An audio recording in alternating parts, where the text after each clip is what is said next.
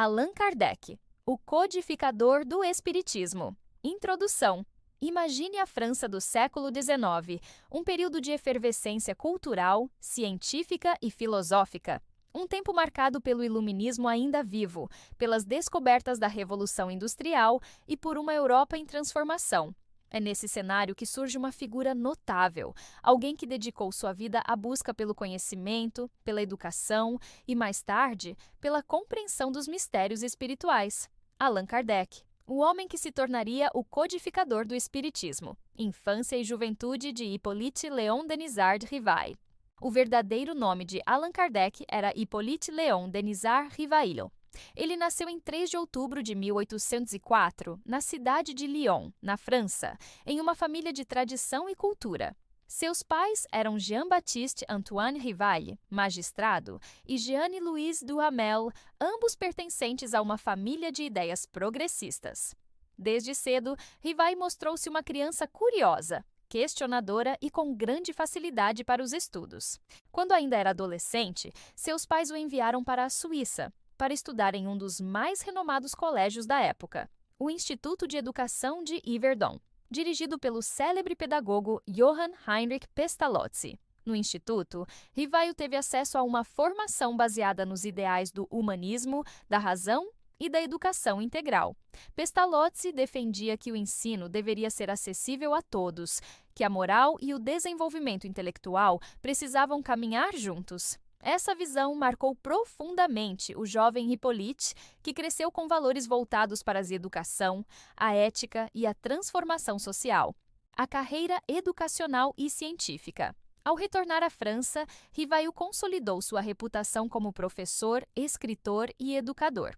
Publicou diversos livros didáticos sobre aritmética, gramática francesa, química, física e astronomia, além de obras voltadas ao ensino bilíngue, já que dominava perfeitamente o alemão e o francês. Ele defendia a educação como ferramenta de emancipação humana e acreditava que o saber deveria ser difundido amplamente. Essa postura fez com que se tornasse um respeitado intelectual em Paris, conhecido por sua seriedade e espírito investigativo.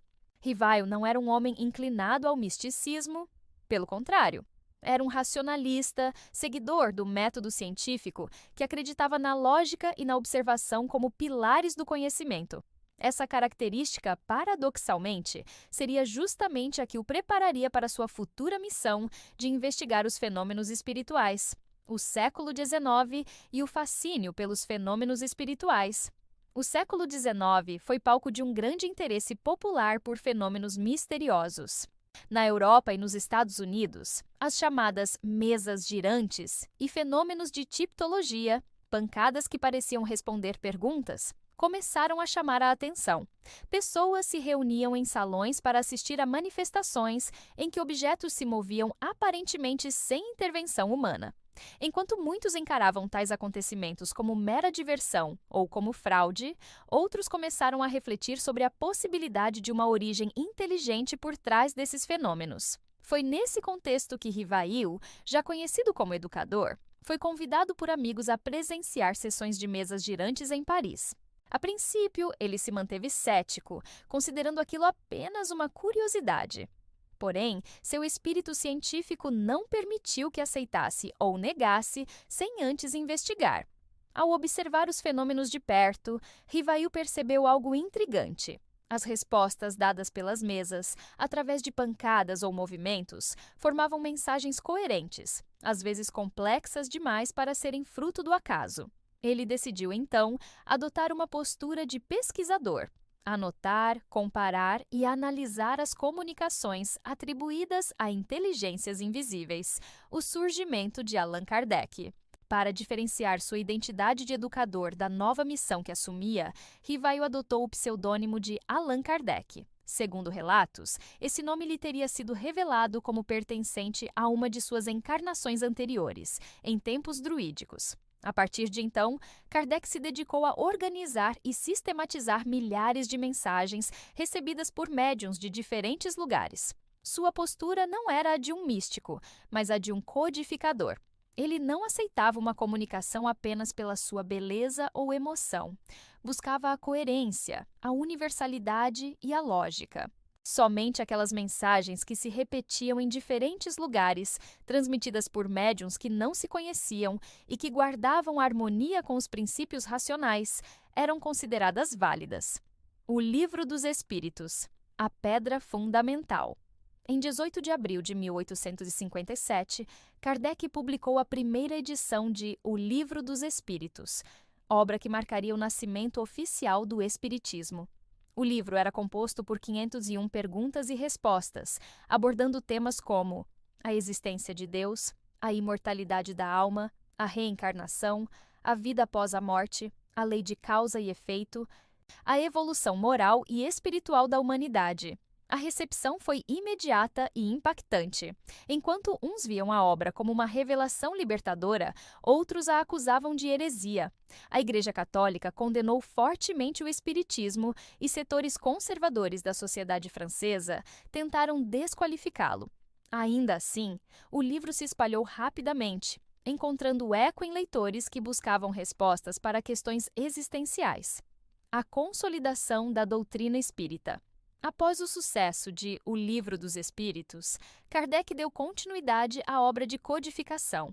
Ele publicou O Livro dos Médiuns, 1861, aprofundando os aspectos práticos das comunicações espirituais, orientando médiuns e grupos de estudo. O Evangelho segundo o Espiritismo, 1864, onde interpretava os ensinamentos morais de Jesus sob a ótica espírita, trazendo um viés ético e universal. O Céu e o Inferno, 1865, analisando relatos de espíritos sobre a vida após a morte, confrontando a visão dogmática de punições eternas. A Gênese, 1808, abordando a origem do mundo, dos milagres e das predições, conciliando ciência e espiritualidade. Essas 5 obras ficaram conhecidas como a codificação espírita e formam até hoje a base do espiritismo, o método de Kardec. É fundamental destacar que Kardec nunca se apresentou como profeta ou dono da verdade. Ele se dizia apenas um organizador, um codificador de ideias que, segundo ele, eram transmitidas pelos espíritos superiores. Seu método era pautado por 3 pilares. 1. Racionalidade. Nada deveria ser aceito sem análise lógica. 2. Universalidade. Apenas os ensinos repetidos em diferentes lugares e médiuns eram incorporados. 3. Progresso. A doutrina deveria evoluir junto com a humanidade, adaptando-se às novas descobertas. Essa postura diferenciava o espiritismo de outras correntes místicas da época e o aproximava da filosofia e da ciência, a missão e os desafios. A trajetória de Kardec não foi isenta de dificuldades. Ele enfrentou críticas ferozes, perseguições religiosas e até ataques pessoais. Muitas vezes foi ridicularizado pela imprensa. No entanto, sua firmeza moral e serenidade permitiram que seguisse adiante. Kardec acreditava que o espiritismo não deveria ser uma religião no sentido tradicional, mas sim uma doutrina filosófica, científica e moral. Ele não pregava rituais ou hierarquias eclesiásticas, mas sim o estudo, a prática da caridade e a reforma íntima como caminhos de evolução. A morte de Kardec e seu legado. No dia 31 de março de 1869, aos 64 anos, Allan Kardec faleceu em Paris, vítima de um aneurisma. Curiosamente, sua morte ocorreu exatamente 12 anos após a publicação de O Livro dos Espíritos. Seu corpo foi sepultado no cemitério Père-Lachaise, onde até hoje seu túmulo é visitado por milhares de admiradores do mundo todo. Sobre sua lápide está escrito: nascer, morrer, renascer ainda e progredir sempre, tal é a lei. A difusão mundial do espiritismo.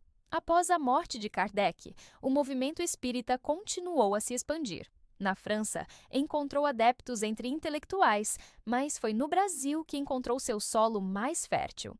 A partir do final do século XIX, missionários e tradutores difundiram as obras de Kardec em português, e o país se tornou o maior centro espírita do mundo.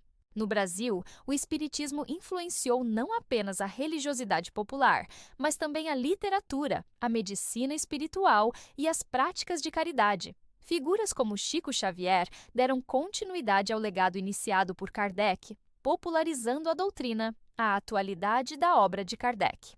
Mais de 160 anos após sua publicação, as obras de Allan Kardec continuam sendo lidas e estudadas em centenas de países. O Espiritismo permanece como uma filosofia que busca unir fé e razão, tratando da vida espiritual sem desprezar os avanços científicos. Questões como a reencarnação, a comunicação com os espíritos e a lei de causa e efeito continuam despertando reflexões, tanto entre adeptos quanto entre estudiosos das religiões comparadas. 12. Conclusão. A vida de Allan Kardec foi marcada por duas grandes missões. Primeiro, como educador, difundindo conhecimento e defendendo a pedagogia como instrumento de libertação. E depois, como codificador do Espiritismo, organizando um corpo de ideias que se tornaria um dos maiores movimentos espirituais do mundo. Mais do que fundar uma crença, Kardec deixou um legado de questionamento, de busca pela verdade e de fé raciocinada. Ele mostrou que é possível conciliar espiritualidade e ciência, razão e fé, e que a evolução moral é o verdadeiro destino da humanidade. Assim, ao relembrar sua trajetória, não falamos apenas de um homem, mas de uma missão que continua inspirando milhões de pessoas até hoje. Alguma informação relevante ficou de fora? Deixe aí nos comentários. Aproveita e se inscreva no canal, deixa seu like e compartilhe o vídeo em suas redes sociais. Obrigado e continuem curiosos!